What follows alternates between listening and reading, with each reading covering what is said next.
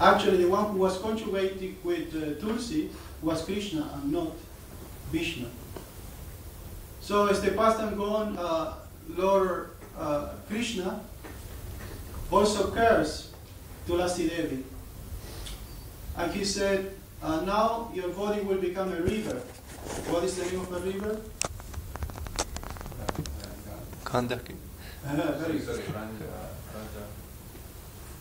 It's The name of the Kali Gandaki.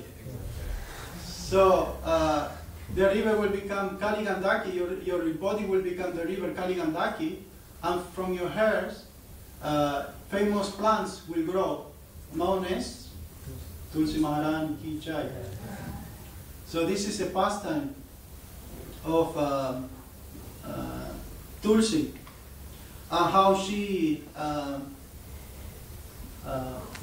enjoyed with Krishna this pastime. So also Krishna gave the benediction to Tulsi that whatever offering, whatever is done to me, will be incomplete if there is no Tulsi leaf in it. That's why we offer always Krishna Tulsi leaf, because without that the offering is not complete. So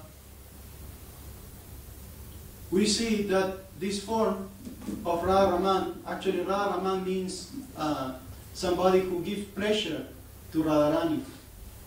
Not somebody who gives pleasure to Lakshmi or to Rukmini, what to speak of Kunja. Somebody who gives pleasure to Radharani. So this is another proof that Krishna is the one who appeared in that form. And also when Tulsi was chastising Lord Vishnu, she was saying that how could you kill your own devotee just for the pleasure of these demigods who are just a bunch of Sakama Bhaktas? How could you do such a thing to your pure devotee? Because Sudama, he was a pure devotee of Krishna, he was one of the Gopas. This is another proof, because who devotee is Sudama? Sudama is Krishna's devotee, he's not Vishnu's devotee. And also, another interesting point supporting this is that in Radharaman temple, when Gopal Bhatta Goswami took the 12 Shilas, one of them became Radharaman, and there was another 11 Shilas. So what the Pujaris did, they took one Govardhan Shila, and they worship all these 12 Shalagram Shilas as Dwadasa Gopal, as the main 12 Gopas.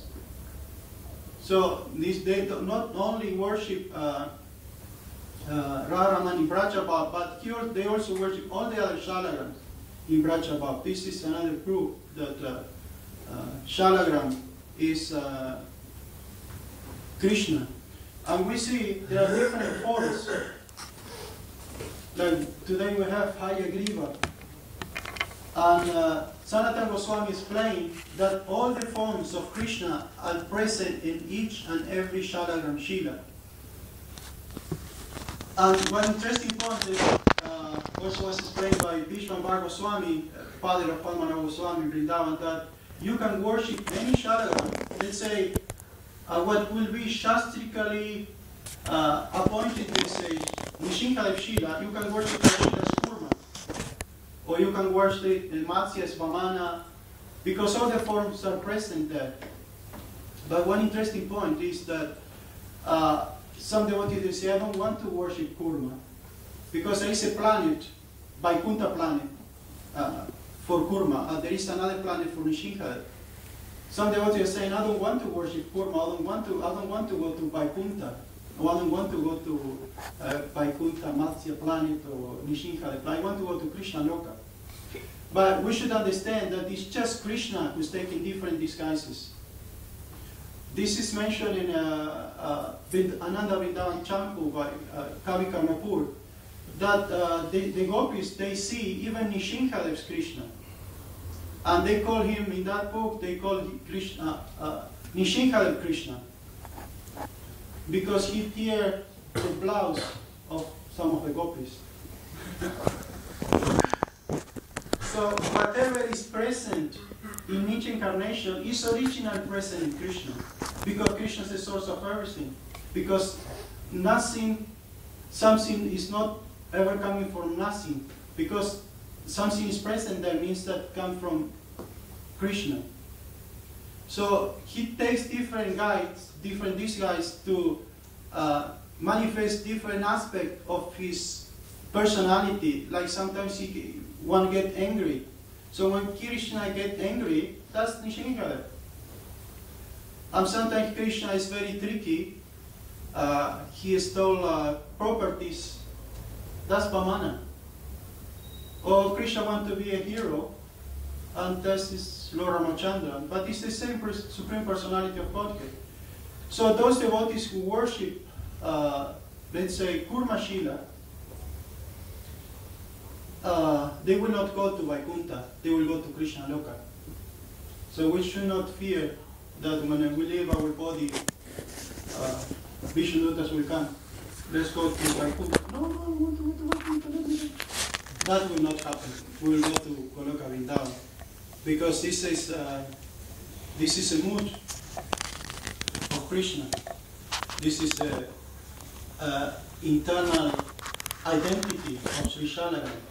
And also, even more important for us, that all the Shastric evidence is what was Prabhupada's mood regarding Shalagram Shila. Oh, don't have much time. Can I have some extra minutes?